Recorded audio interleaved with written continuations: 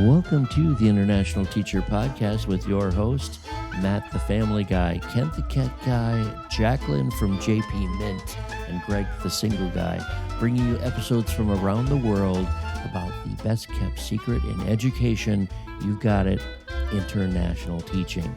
Welcome to the show. This time I think you know who's going to bring us in. Rich is going to bring us in. No, it's going to be JP. JP, you want to bring us in? Why? I don't know. Oh, okay, I can try. If it's that painful, we'll give it to somebody else. Hey, everybody. Welcome to the International Teachers Podcast. I'm here with Greg the Single Guy. Good morning, Greg. Good morning. And I'm also here with Kent the Cat Guy. Hi, Kent. Hello. Hey. And I'm also joined by a very special guest all the way from South Korea, Rich Walwarth. Good morning and good evening to you, I think.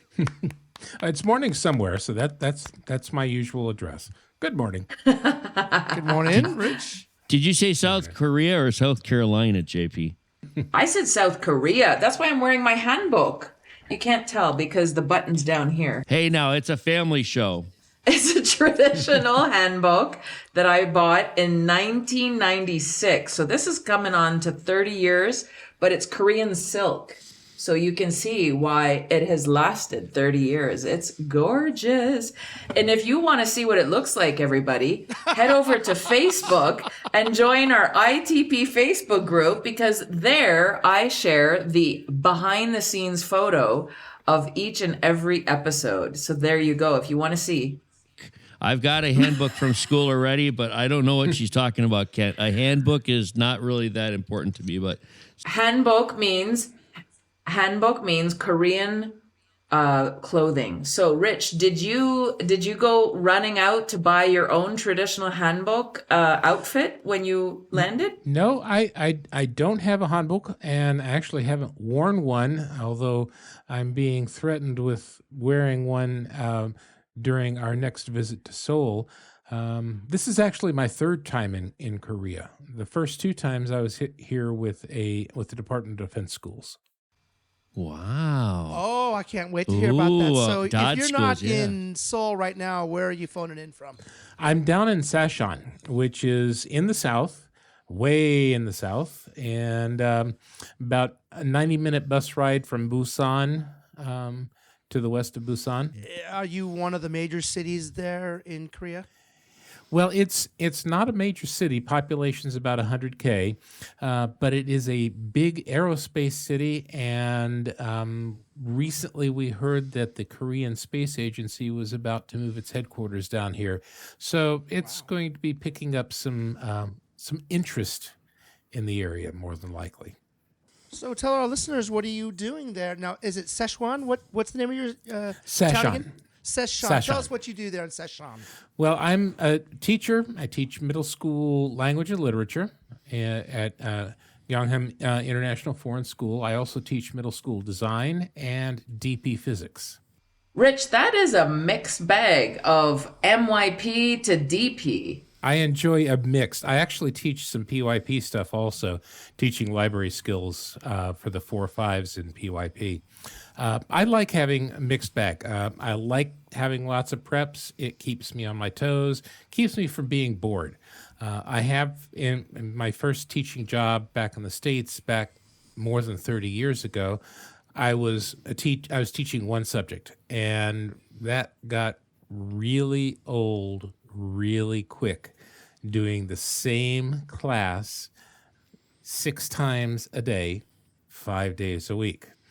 Since then, in every school I've been in, I've had multiple preps and teaching multiple levels almost always. Rich, tell us how you got to where you're at. Did you train as a teacher? Have you been a teacher a long time? And what was your original subject? Well, I am a second career teacher, actually close to third career. I served active duty for 15 years. Then I got out of the Air Force, honorable discharge from the Air Force, and worked in commercial radio for a little while, worked for the U.S. Department of Education as a public affairs officer for a little while, and then started teaching. Now, I have taken, up until that point, I had taken about halfway through a Master's of Education with Virginia Tech.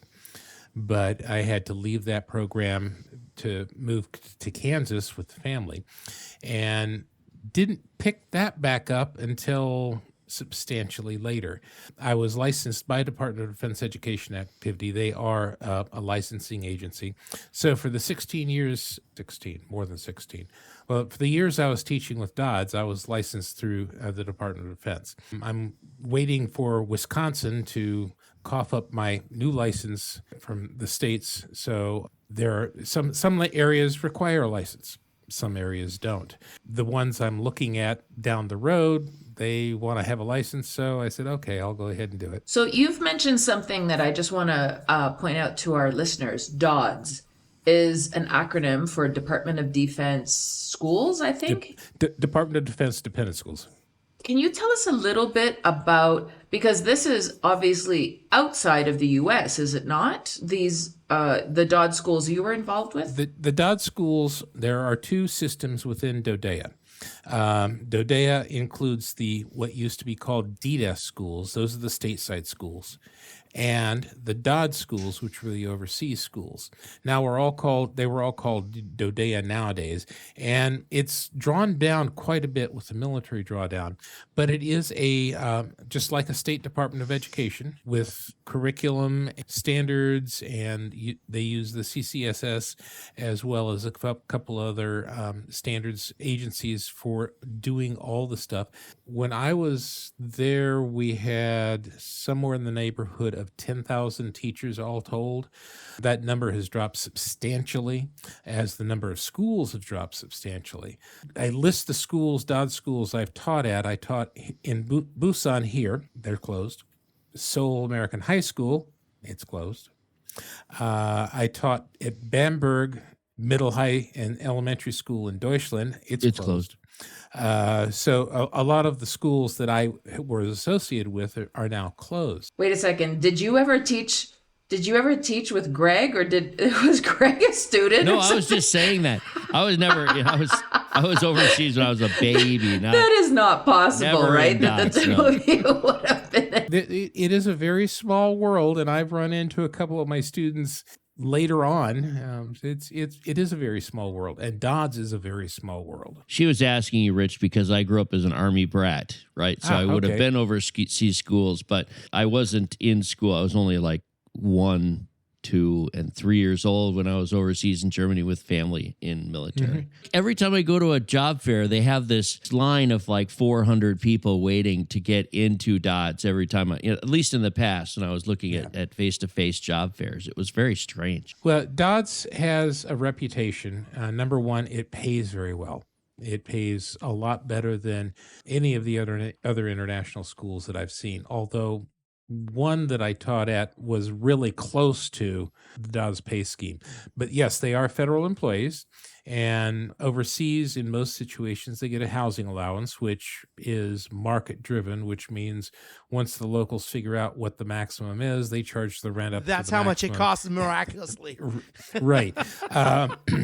But a lot of things have been changing in DoDDS in the past 15 years, and not all of them are what old timers consider good changes. And I have to be honest, I that's one of the reasons I retired from DoDDS and went to the international, because the changes were such that it was beginning to become untenable for me, for my personal and professional values. Rich, a question for you about that. Yes. You mentioned that one of the reasons why the DoDDS schools are contracting is because of the military drawdown, fewer troops, fewer children to go to the schools. But is the U.S. military, are the armed forces trying to get out of the education business overall? There have been rumors about that all over ever since before I came into DoDDS.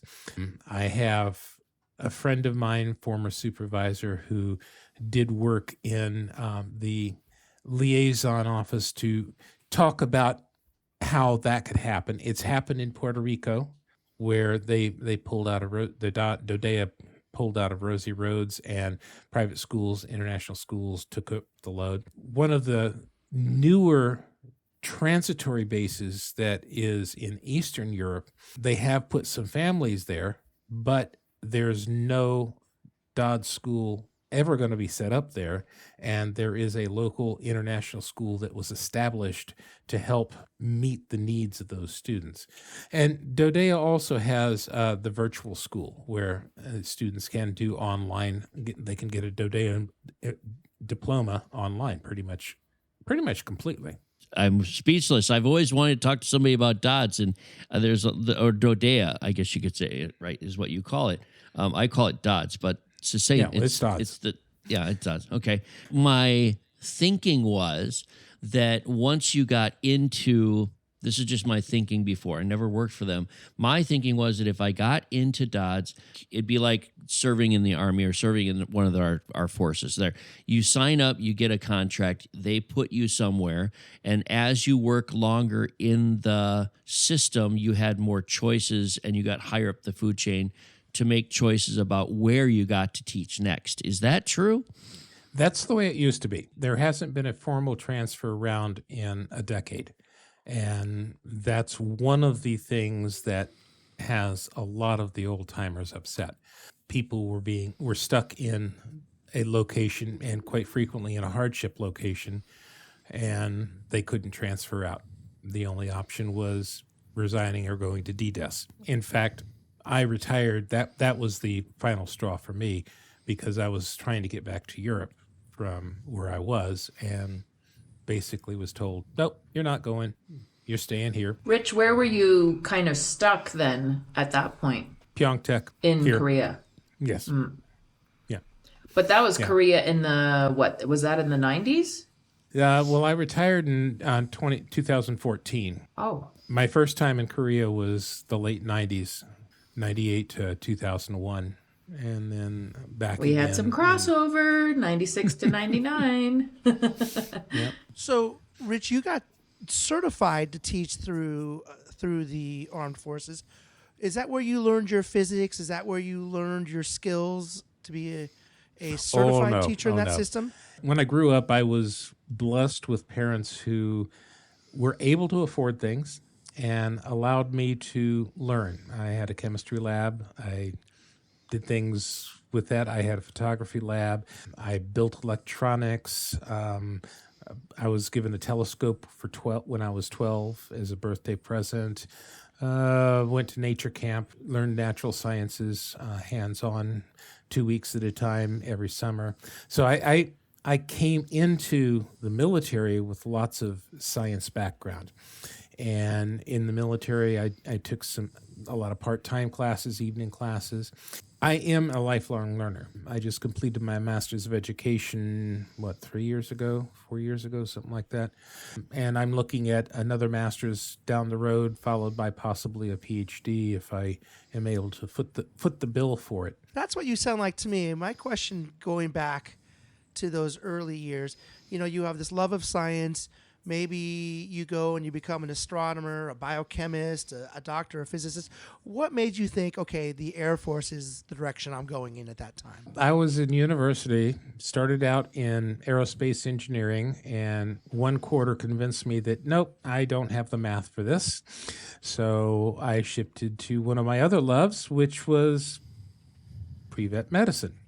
I'm a horse person, and I did that for a year, and finances got to the point where I needed a job that would pay for things. So I enlisted in 1976, enlisted as security forces to start with, and then hurt my knees and ended up going cross-training into broadcasting public affairs, and spent a lot of time doing broadcasting in a number of interesting places around the world: Thule, Greenland, Keflavik, Iceland, Comiso, Sicily. Where else? Good Good morning, comatose. This is Yep. I did radio and TV. JP's gonna kick me off of the show, and she's gonna have you instead. It's gonna be the new ITP with Well, he's a Rich and professional. Kent What are and you? JP. Nothing. Absolutely nothing. I mean, listen to his background. Yeah. I mean, you know, it's tough My to God, match. I'm humbled. In the armed forces, you would show up into a sound room and you would just start broadcasting at all these locations. The Armed Forces Radio and Television Service, now called AFN, we used to have live studios at most major bases. These days, I think they're down to the main Germany hub, Tokyo, and I think Pyeongtaek still has a live station, but I'm not 100% certain about that. Most of the stuff is now canned via satellite automation. Back in the day, we were live during morning drive, lunch drive, afternoon drive, and usually an overnight show. I absolutely love that. In the 90s, AFKN was my network to be able to watch all the American favorites, because that was back before satellite TV or Netflix or anything. And American Forces Korea Network, the only thing is, as an English teacher, you know, from Canada, you would have to like tolerate all those PSAs, all those public service announcements about, you know, Those corny. and you could just imagine the 18-year-old enlisted servicemen and servicewomen that were watching these and having to be reminded, like, it is a good idea to learn a little bit of the local language to be able to greet people in their language. You know, these PSAs. Pardon this stereotype. Learn the lingo, gringo. It's got a nice slogan. Oh, that's what we said in the Azores. Learn the lingo, gringo. I love that. Rich, how long did you spend overall in the DoDEA system? Let's see, 17 years? I think So, 15 years Air Force, active Air Force, 17 years teaching in the DoDEA system. Were you ready to retire? Because here you are, you're still going. You're thinking about getting your U.S. certification so you could keep going stateside. You just going to keep going forever? Well, I love teaching, and I'm not burned out. And one of the reasons I'm not burned out is because I don't teach a single subject all the time. I change it up. Teaching for me is a vocation. It's what I am. I'm a teacher. I love it when I see a kid suddenly, Yeah, that aha moment. Perfect example in my design class on Friday. My 7s and 8s, their task for this semester is to design a robotic manipulator arm that can pick things up. The scenario is they've been contracted to design and build this arm for a lunar rover. And they've been arguing with the whole system for 9, 10, 11 weeks. And then suddenly one of the programming teams, a group of 4 8th grade girls, one of them screams, "It works!" And the whole group started cheering. And a couple minutes later, another one of the programming groups, which is a mixed group, a couple of guys and a couple of girls, they chimed out with, "Yes, it works here too." And then finally, the third programming group, the one that was doing the targeting, semi-autonomous, so that it has to be targeted. And the targeting is probably the most difficult part of the whole thing. And he finally screamed, "Mine's working now too."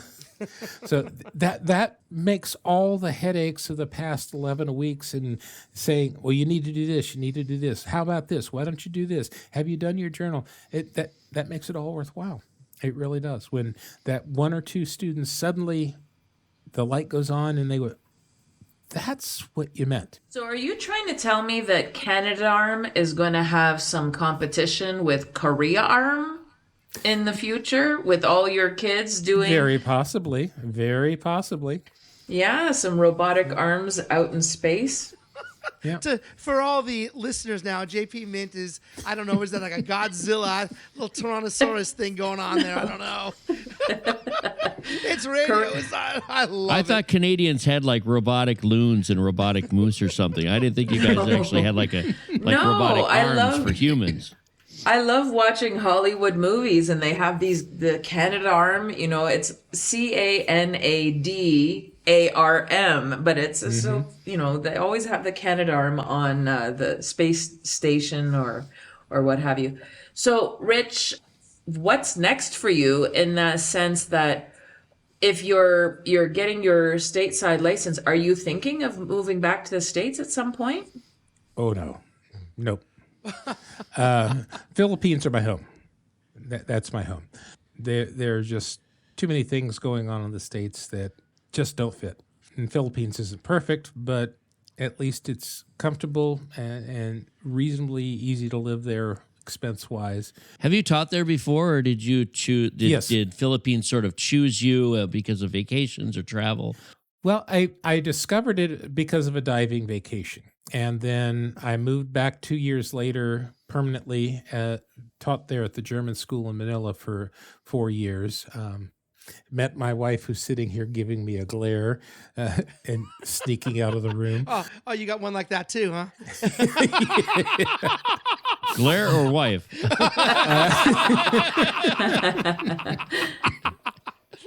What I see next for me, I really want to move into a position where there's potential for moving into a mid-level to upper-level administration, but I don't want to give up my classroom. That's one of the things anytime I'm interviewing for a job, and there's an administrative portion of it, I have to have some teaching because that's what keeps me going, keeps me alive. It feeds my vocation.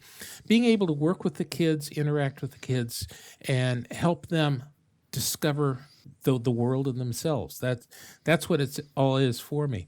I would love to get back to Europe, but realistically, I know the likelihood of a U.S. passport person getting hired is very difficult. My background can help mitigate that in some positions, but in others, English teachers are a dime a dozen. And while I enjoy teaching English, that if I were doing that the whole time, as I have in the past, it would drive me nuts. Rich, quick question for you. Is it the cost of retiring in Europe that would make it not accessible to you? I understand about the jobs, right? Because they have EU passports. They also have age restrictions for people kind of like us. No, there are very few age restrictions in Europe. Very few honest age restrictions as far as the visas are concerned. Many of the age restrictions that we see have to do with insurance, because when you get 60 and over, that insurance, the premiums for insurance triples. That's where I have a huge benefit over many other people. I have my full Blue Cross Blue Shield insurance. It stays with me for life at no cost to the school. The trick is getting past the screeners for administration to see, to negotiate that part, right? Yes. He could save us $10,000 a year. We had this talk with Mark Weber. He has a recruiting agency for South America, and Mark I know was Mark. talking. Oh, you know Mark? Mark Okay. Weber? Well, okay, it's a small world of JP Yes. Mint maybe or something, or yeah. Mark does the same thing. He negotiates on behalf of some schools to get candidates in because they're at an age where they have perpetual or lifetime insurance, or they have a different package, and you can negotiate it, but you have to get past that screening where you can actually talk about it, right?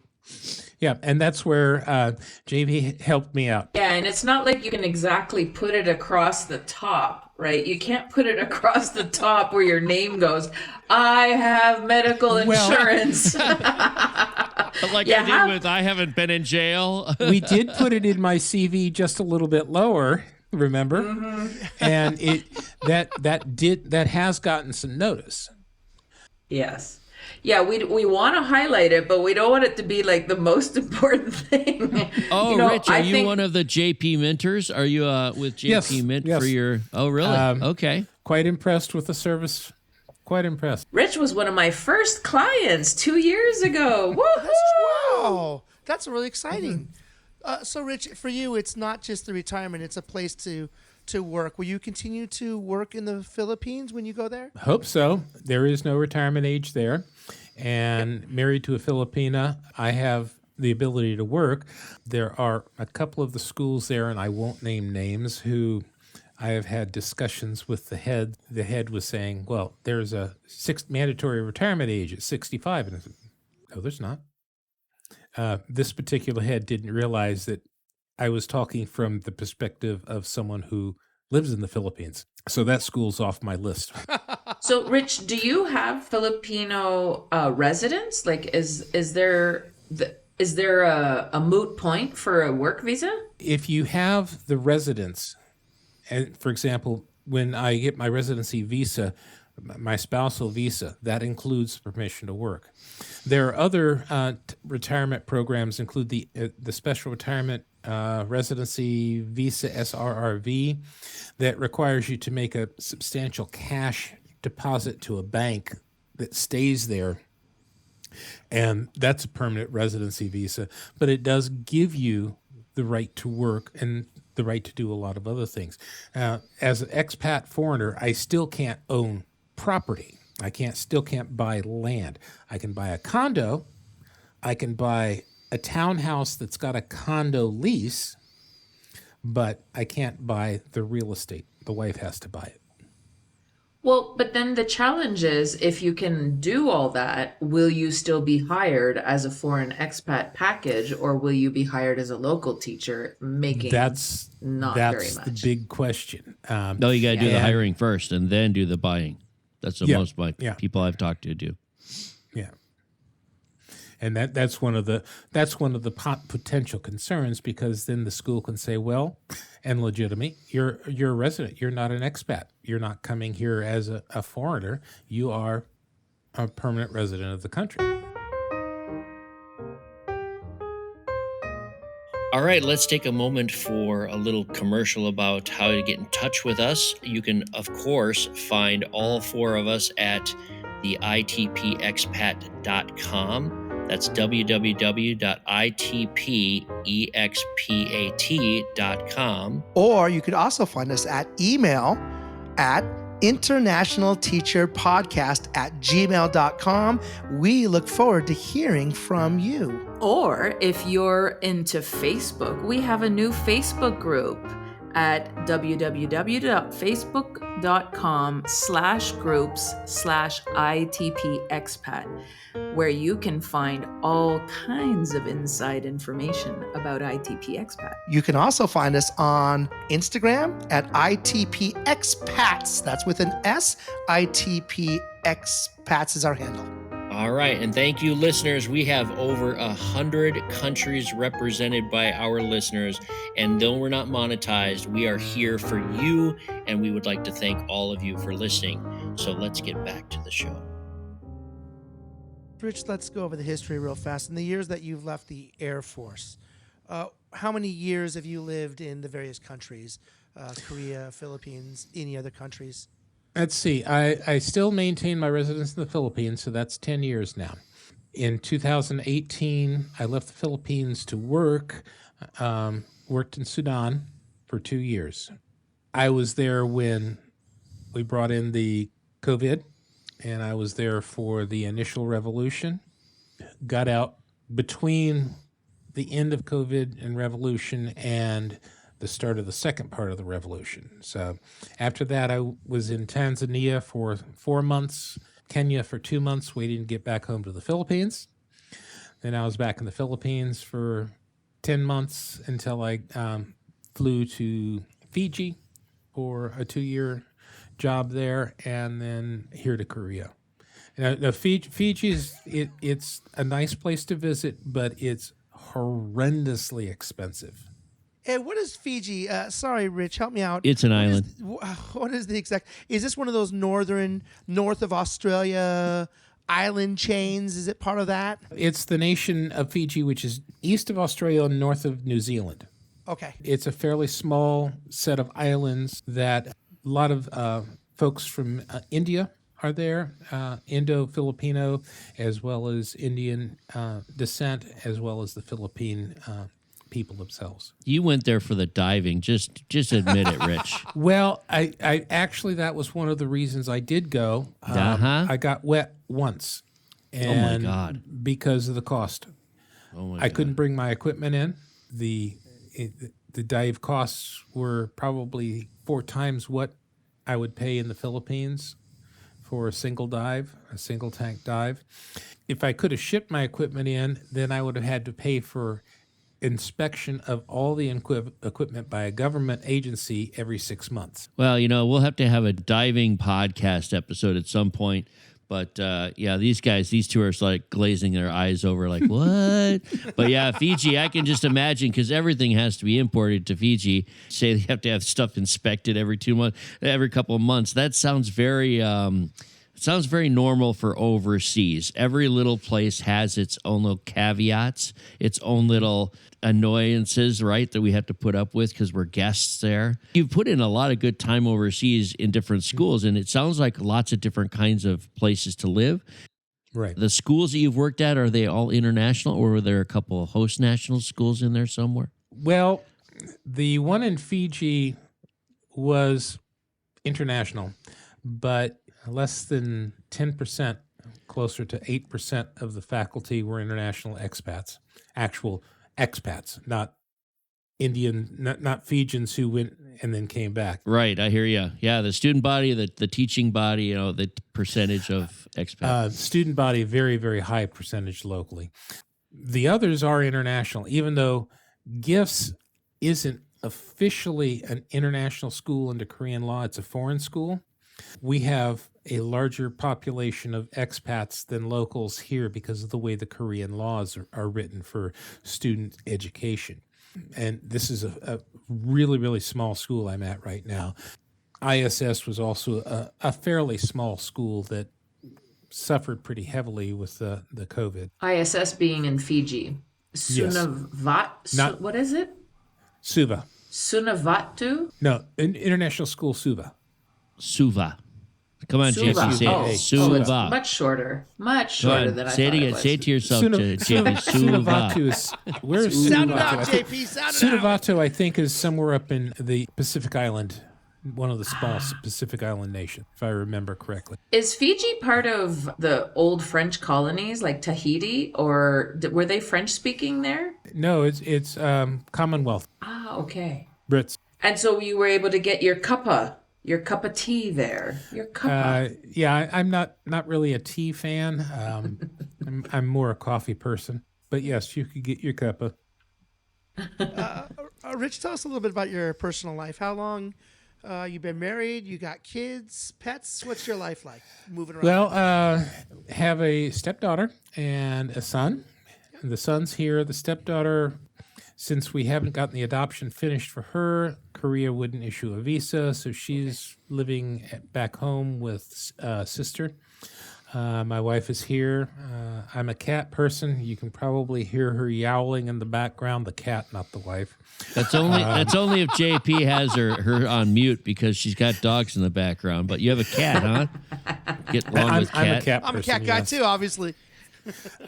No matter where I am, if I go somewhere, I will see the cat and talk to the cat, and the cat will come up to me and we will converse. And you're able to get, a cat question. Sorry, JP Mint. You're able to get your cat into Korea and Fiji and the Philippines? The one we have here, The current cat. I was down doing cat. playground duty at school. And this cat tried to go into the school several times. And finally, I sat down on the stairs. The cat came up to me, laid down on my feet, and said, "I'm yours." Teachable moment, right? Teach the cat. Yeah. Yeah. That's how I met my wife. That's how I met Kent. Kent was trying to get into the school, and I met Kent the same way. But as far as traveling with the cat, when I was teaching in Cuba, I was at Guantanamo Bay, and I got a rescue kitten there.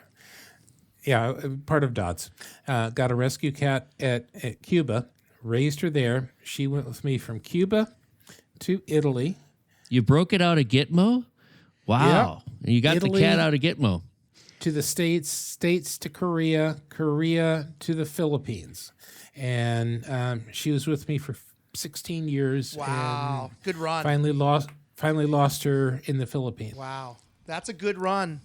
Yes, Well, it is. I wanted to say, I feel like Rich is the perfect guest for the Venn diagram of 3 co-hosts.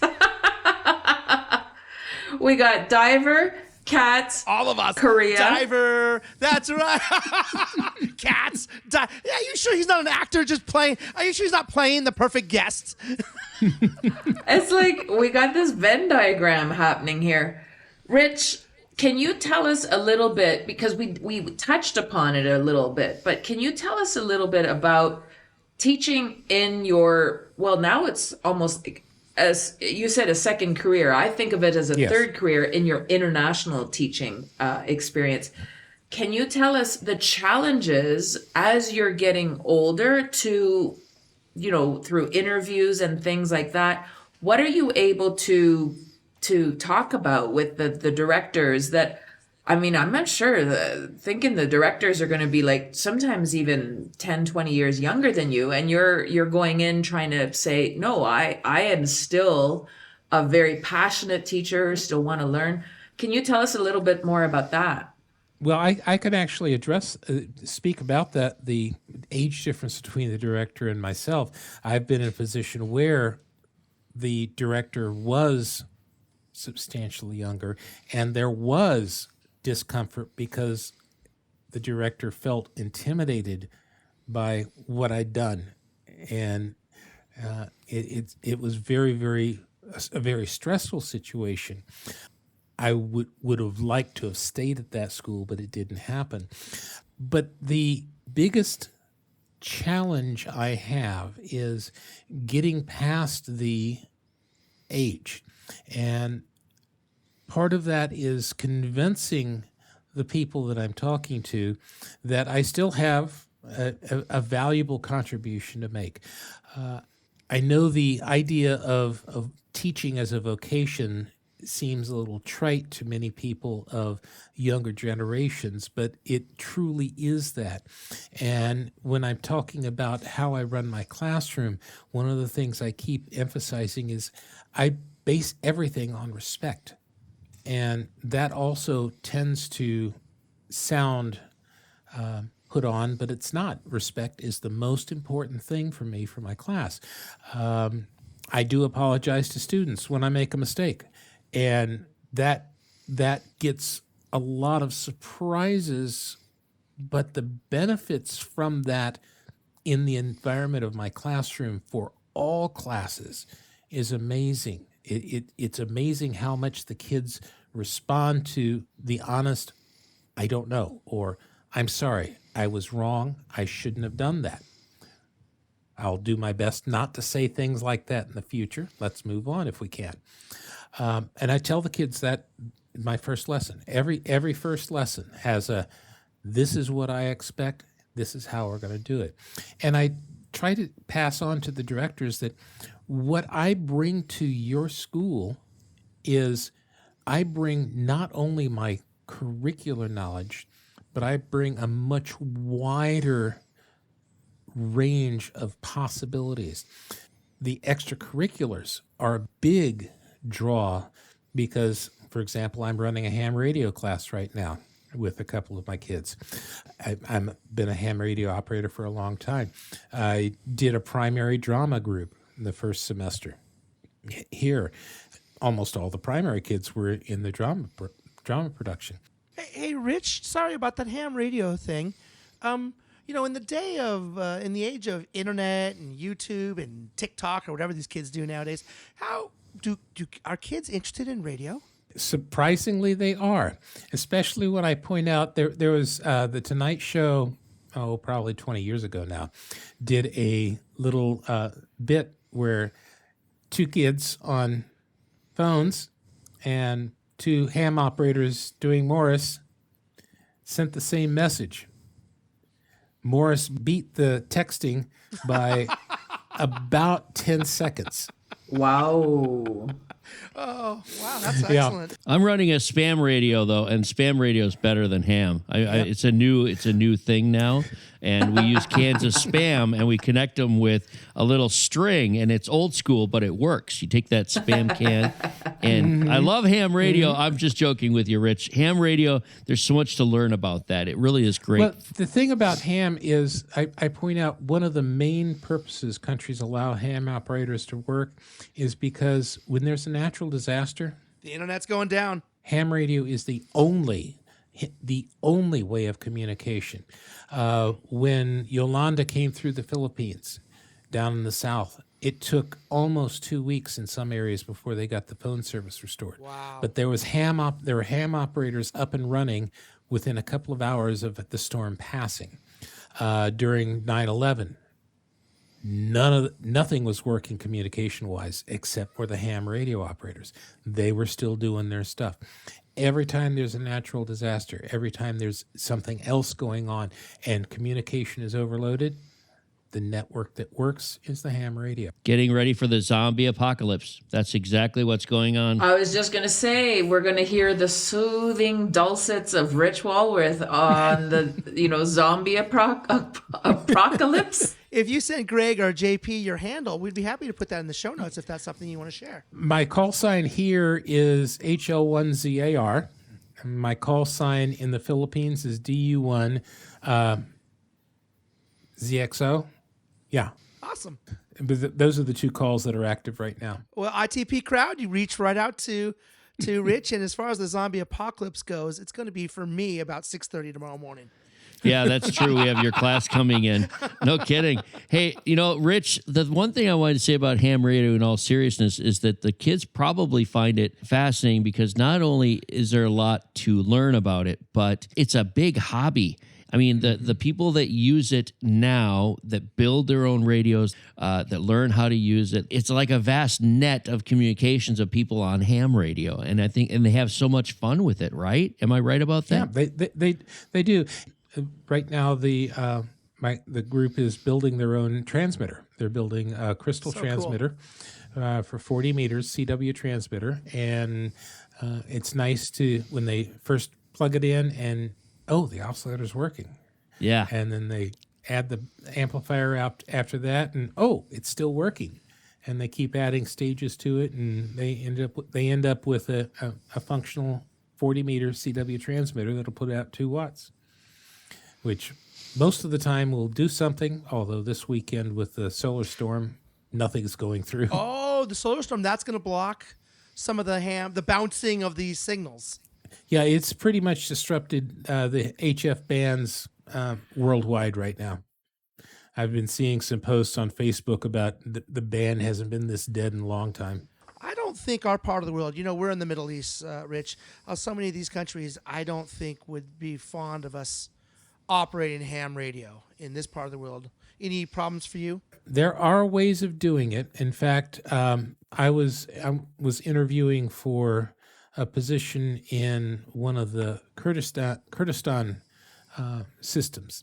And one of the things I was able to discover that, yes, I could actually have gotten my license there. Okay. There are places where it's very heavily restricted. Fiji's one that the paperwork was easy, but it was a pain getting through everything, plus paying all the fees before you could bring the radios in and all this. But most countries recognize the importance of it. We're kind of touching on diving equipment, ham radio equipment. Can we talk about shipping? Because I'm wondering what your footprint looks like when you're moving from country to country. Have you minimalized like Greg, or have you just got a container that is with your name on the side of it and it just goes from country to country? When I was in DoDDS, I was shipping the maximum 18,000 pounds from duty station to duty station. When I retired, I shipped through Balikbayan boxes back home to the Philippines. I shipped about 600 kilos, and I had to ship another 200 kilos by the government shipping because the boxes I was shipping were just too big. I couldn't fit them in. It's a lot of radio. Balikbayan. The rest of the stuff got sent to the States and went to storage for a while.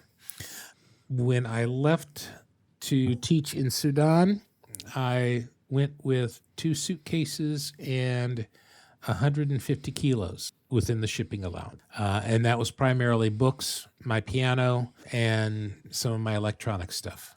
So you said piano. Is this one of the 3 things you bring with you? Is like a grand piano? Has it fit in the overhead or? It was an 88 key Yamaha. It was one of the things that didn't make it out of Sudan. Got it. Okay. Did you fly out on a diplomatic flight? Oh no, the U.S. didn't do anything to help the teachers that were there. Yeah, I got out of Yemen. I had to hitchhike, actually, to be honest. I got out from the COVID, so the peace had broken out, and I got out through the COVID restrictions, but my property didn't. Okay.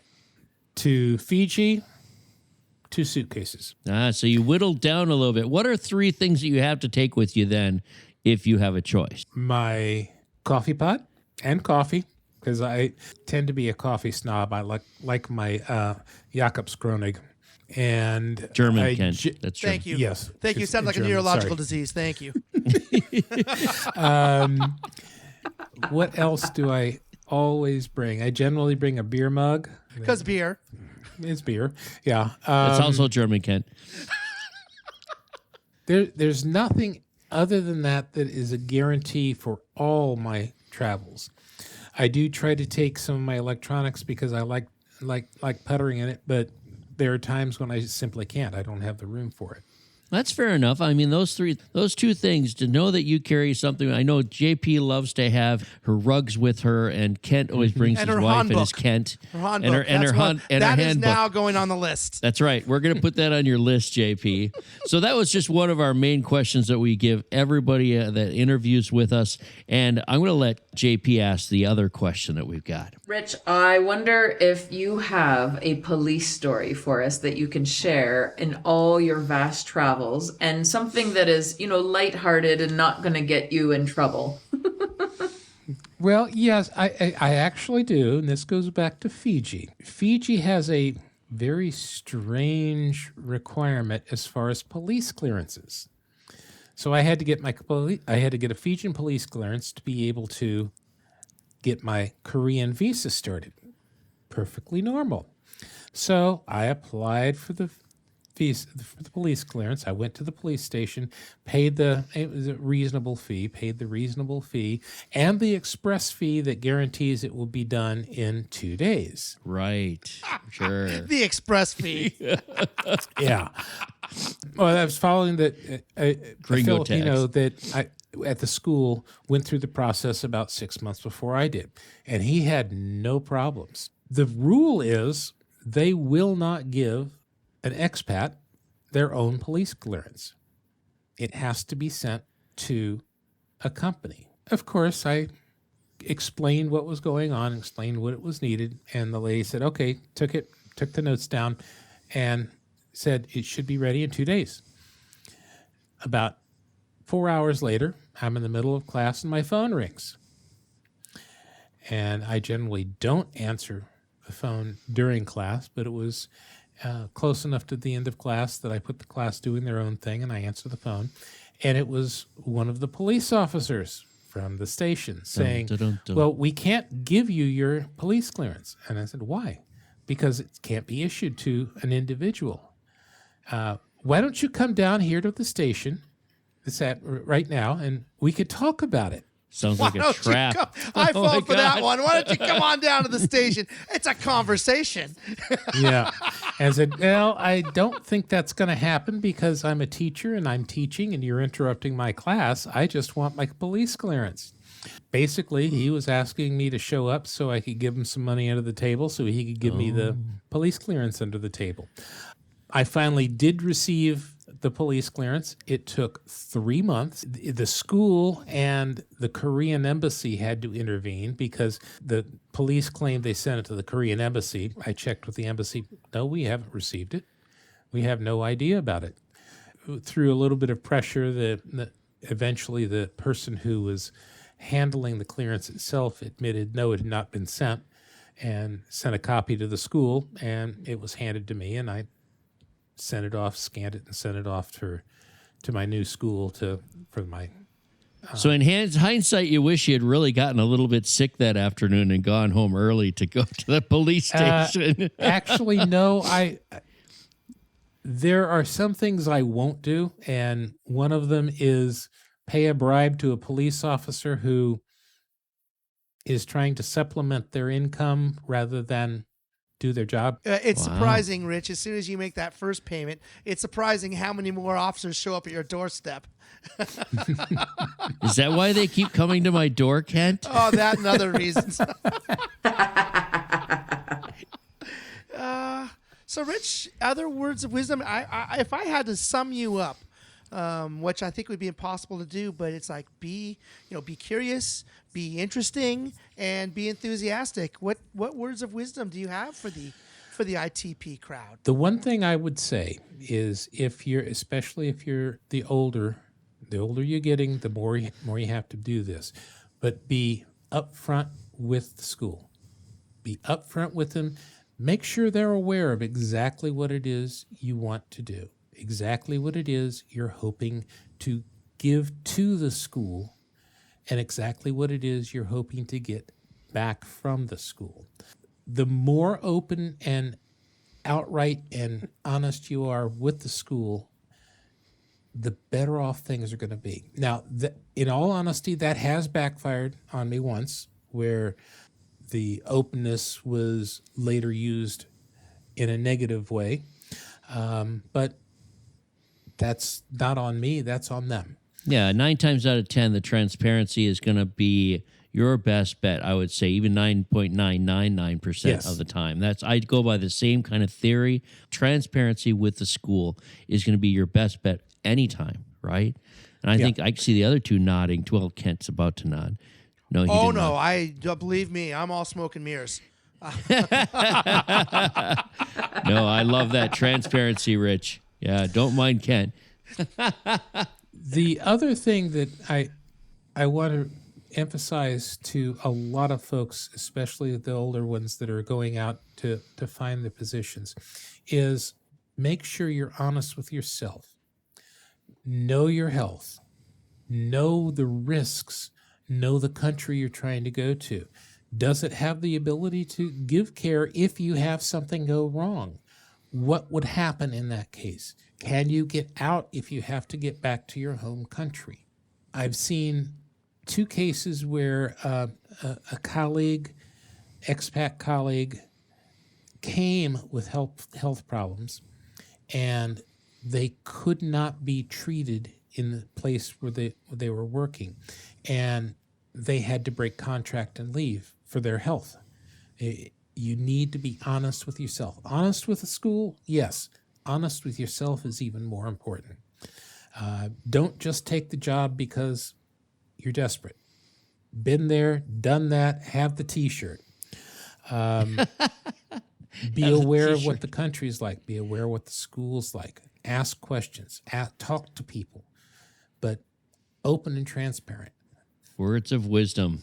Rich, we on behalf of JP Mint and Greg, I want to thank you for your time today. It's been really great talking to you. Thank you. Take care. Ladies and gentlemen, our special guest today is Rich Walwarth. You could find him in the ham radio world. You can find him currently in Korea and in the future in the Philippines. So if you're that police officer in Fiji, that's where he's going to be at. I'd like to thank JP Mint. You can find her at jpmintconsulting.com. And I'd like to thank Greg, the single guy. You can find his book, The International Teaching, the Best Kept Secret in Education, at www.amazon.com or wherever you buy your finer books. I'm Kent the Cat Guy, and you can find me in room 402. I want to thank you all for this week. We'll see you next time. That was fun. I like the Fiji story. Oh.